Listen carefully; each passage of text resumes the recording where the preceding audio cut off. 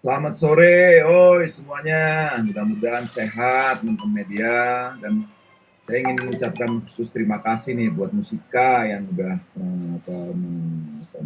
merespon ini semua. Dan mudah-mudahan ini bermanfaat buat kita semua. Dan Sandra, oke, terima kasih. Udah kamu luar biasa. Soleh juga, ya apa ya, kata lain selain terima kasih. Saya senang sekali dari suasana ini. Terima kasih. Sandra, silakan. Ya. Apa teman-teman media, Sandra? Ya, semoga semua sehat. Terima kasih. Saya sangat terharu sebenarnya. Maaf kalau kata-kataku agak kurang. Mohon maaf karena ya saya terharu dan bersyukur sudah bisa ya bergabung beraksi di sini dan kita seperti bikin jembatan ini dari Islandia ke Indonesia ke rumahku. Jadi saya terharu dan senang sekali. Terima kasih. Oke, terima kasih Sandra. Dan yang akan saya ajak ngobrol pertama adalah Ibu Indrawati Wijaya atau Ibu Acin selaku eksekutif produser Musika Studio. Selamat sore Ibu Acin. Silakan Ibu Acin kasih kalimat pembuka dulu Ibu Acin. Selamat sore Mas Iwan, Sandra, Bang Soleh, Cikal, dan juga teman-teman dari media cetak, dan juga online, dan juga elektronik.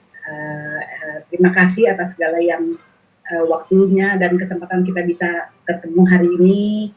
Semoga kita dan keluarga selalu sehat, bahagia, serta selalu dalam lindungan yang Maha Kuasa.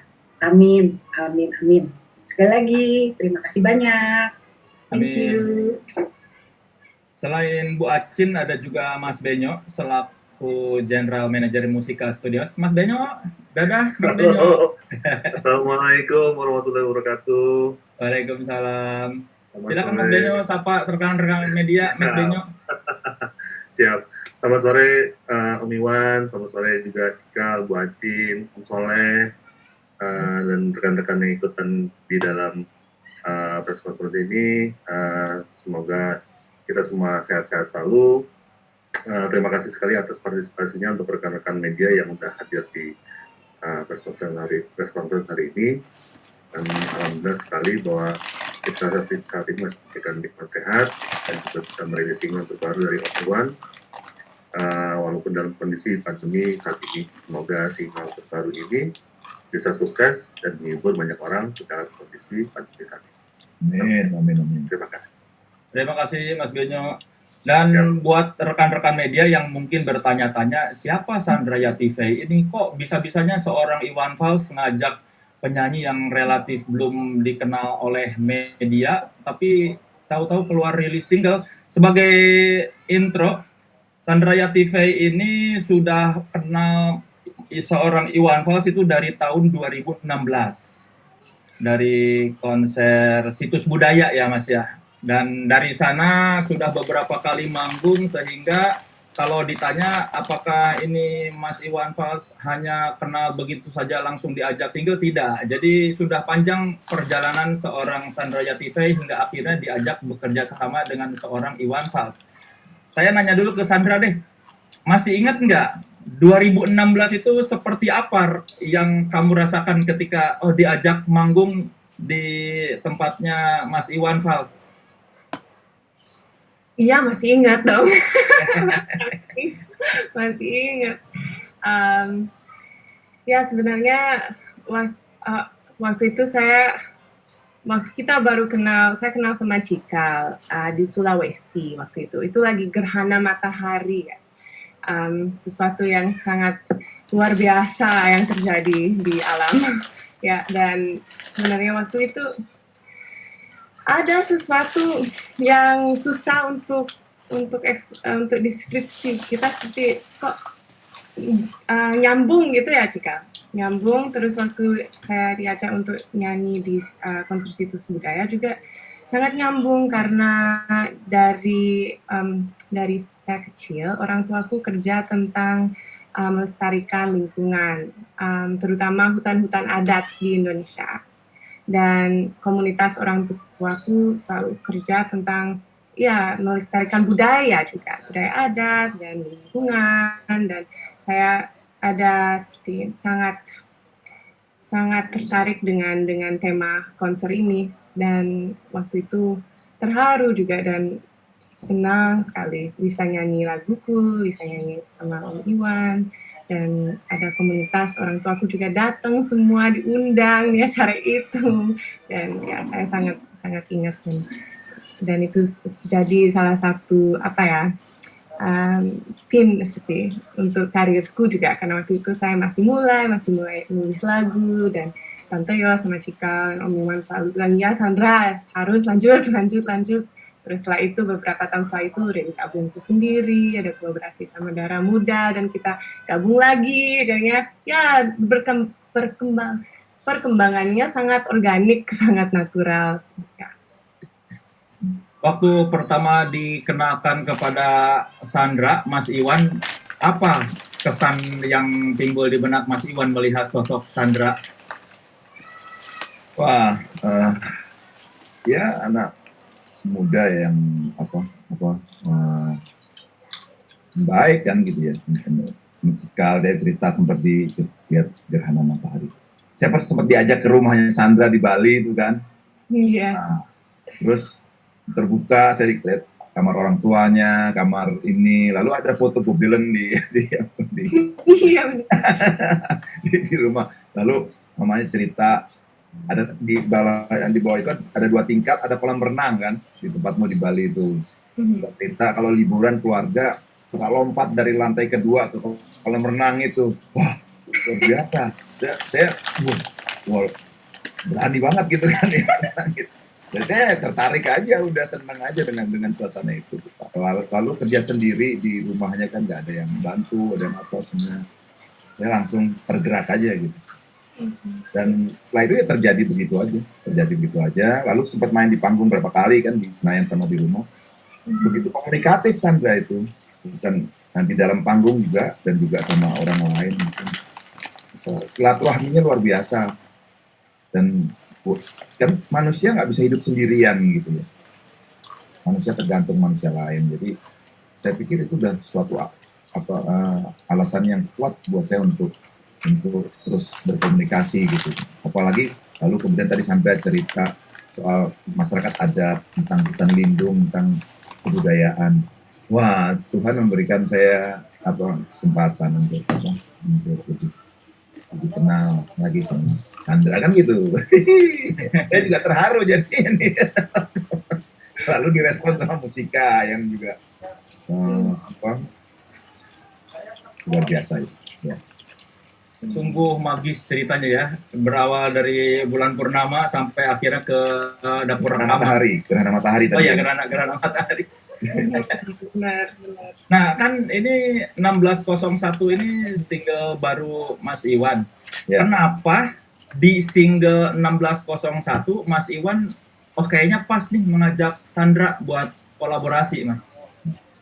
Saya awalnya nggak kepikiran, itu semua Cikal. Saya begitu disebut nama Sandra ya aku nggak ada masalah, dan tiba-tiba lagu itu tumbuh begitu aja, dan Sandra support syair di bagian tertentu tentang bahwa ini penting gitu, cerita ini gitu. Ya udah. Gitu. Sandra gimana waktu pertama kali diajak buat kolaborasi bikin lagu? Takut. Enggak, senang juga. Ya, senang, saya juga ada pengalaman sama Lava yang bantu rekam, dan produser sama Cikal, dan sebenarnya ya waktu saya dengar lagu ini, wow, ini beneran mencerminkan situasi di dunia ini sekarang ya, dengan cara yang bukan bikin kita lebih berat dan sedih, tapi cara yang ayo ya memang ini susah tapi kita bersama dengan kejadian ini. Dan saya waktu dengar ini itu aku 100% oke. Dan saya juga agak seperti passionate banget tentang kesehatan ya, seperti bukan cuma kesehatan tubuh, tapi ya seperti kalau dengar lagunya, kita ada liriknya di sana, lagunya nggak ada misteri nih, langsung ya, kesehatan pikiran juga kesehatan tubuh itu sangat-sangat penting. apalagi Kan ya, sekarang ya. kan di liriknya lagu ini tumbuh. Terus apa yang membuat Sandra berani bilang, Mas Iwan, saya ikutan nulis lirik ya? Apa ya, cuman sebenarnya waktu ada yang sebut Sandra mau nulis lirik, boleh saya langsung aduh gimana, tapi pas dengerin lagunya oh iya kita harus apa ya, mengalir aja sih waktu nulis liriknya, nggak sengaja seperti coba aja gini, oh ya natural aja. Prosesnya gimana Mas Iwan? Proses dari berbagi penulisan lirik dengan Sandra itu kayak gimana Mas? Kalau saya ini aja, setelah ngomong tadi Sandra gitu, bikin respon dari lagu ini, seperti apa kamu merespon ini gitu, respon. Dan itu saya tinggalin aja, saya ngopi, nggak tahu Sandra di studio sama Cika, urusan matahari dan biar aja. Gitu. Atau malam waktu di studio gimana ya, sampai disco sama Cikal dengan piano. Ada Gini loh, karena Sandra kan bukan anak kecil lagi, Cikal juga bukan anak-anak, pasti bagaimana, tadi udah ngomong saya juga, kalau Sandra nggak ngomong nggak kepikiran juga soal kesadaran akan kesehatan, pikiran dan badan itu kan luar biasa tuh. Jadi tiba-tiba saya mendapatkan teman menulis direspon oleh orang yang luar biasa kan, waduh, rezeki lagu itu gitu kan. Berapa lama Sandra merespon lirik itu waktu di studio ditinggalin itu? Oh 3 minggu. satu malam aku mikirin, mainin sama gitar, kita coba beberapa contoh, ada masukan dari Lava, dan kita oke, gimana mikir-mikir. Jadi ya aku di Jakarta waktu itu 5 hari. 5 hari, oh. Buat rekan-rekan media yang mungkin dari tadi siapa, Lava itu, Lava Pratomo itu adalah produsernya lagu ini bersama Cikal ya. Jadi lagu ini ada 2 produsernya, itu Cikal dan Lava, dan tadi Sandra bilang Mas Iwan bilang ditemani Lava, Cikal. Jadi Lava ini silakan ada tuh ya, gitu. Ada Lava Pratomo tuh ya, mas-mas kumisan di bawah tuh. Ada tekanan nggak Sandra? Karena kan ini pertama kali, terus ya tidak semua orang punya kesempatan bisa berbagi kredit penulisan dengan seorang Iwan Fals. Ada tekanan tersendiri nggak? Iya. Tapi tapi yang saya paling suka dengan lagu-lagunya Om Iwan itu kejujurannya, dan dalam karyaku juga saya yang cuman bisa jujur saja. Jadi ada tekanan, tapi kalau saya juga kasih sesuatu itu gampang kalau sama-sama jujur kan. Kan Mas Iwan, lagu ini tumbuh akhirnya sampai durasinya hampir 8 menit. Itu sesuatu yang direncanakan atau seperti apa? Atau Mas Iwan sendiri kaget kok tiba-tiba lagunya sampai hampir 8 menit? Ya nggak tahu ya, saya ngalir aja gitu ya. Jadi ngalir aja.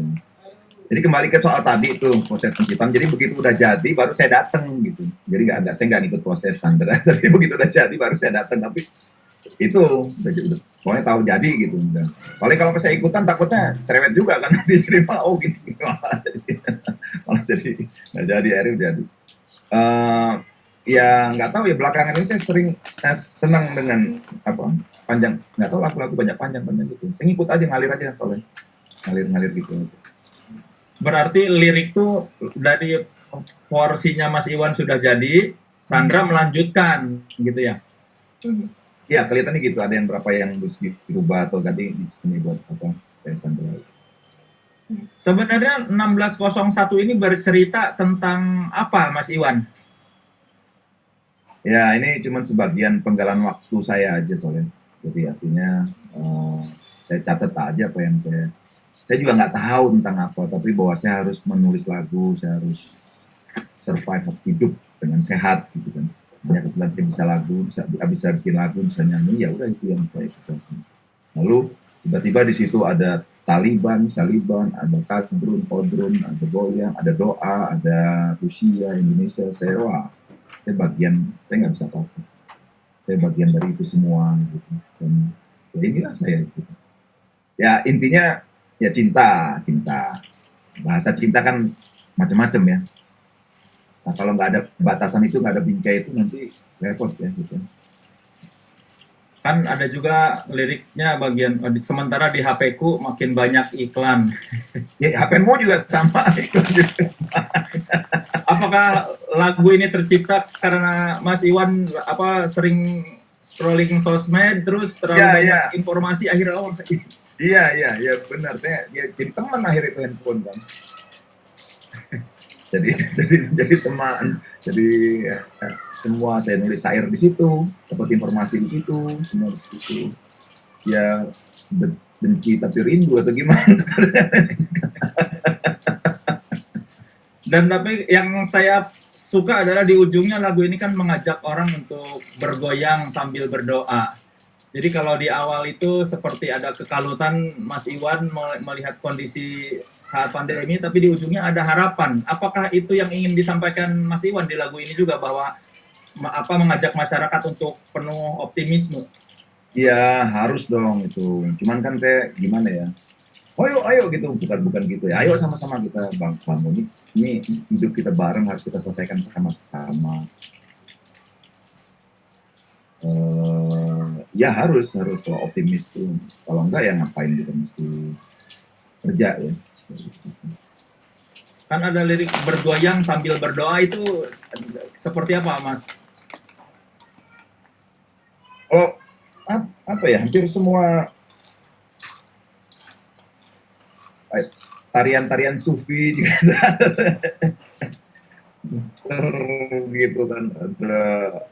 Terus kalau di musola terus sebelum sholat ya, la ilaha. Jadi ya sampai ke titik itu udah soalnya. Jadi antara rupanya juga kan Tuhan kan maha segala-galanya, dia bisa maha mengerti gitu. Maha mengerti segala macam bahasa. Jadi itu mungkin juga bisa juga goyang musik. Dan pasti bisa lah, saya yakin. Dan sampai sekarang buktinya saya merasa musik itu jadi obat buat saya. Kalau saya main musik ada kegelisahan, saya ambil gitar, saya ambil apa kok rasanya tenang gitu ya. Rasanya damai gitu. Jadi ya. Kalau Sandra, waktu pertama baca lirik Mas Iwan, apa yang kamu pikirkan membaca lirik itu, Sandra?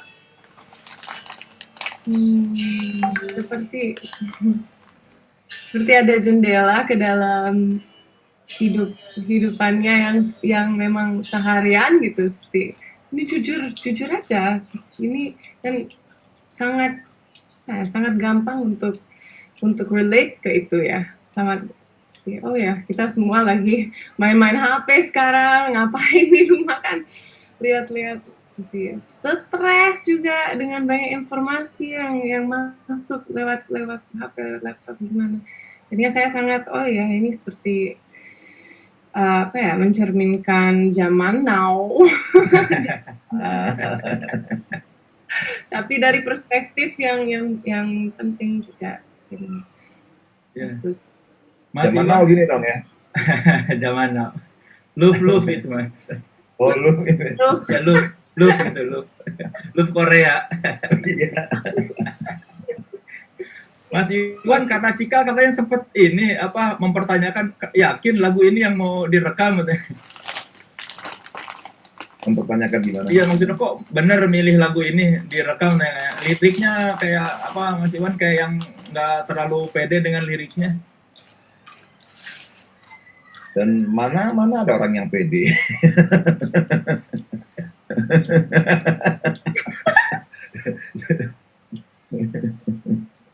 Masa maksudnya seorang Iwan Fals masih tidak percaya diri dengan liriknya? Loh. Ya maksudnya gimana? Jadi apa? Ya udah itu saya.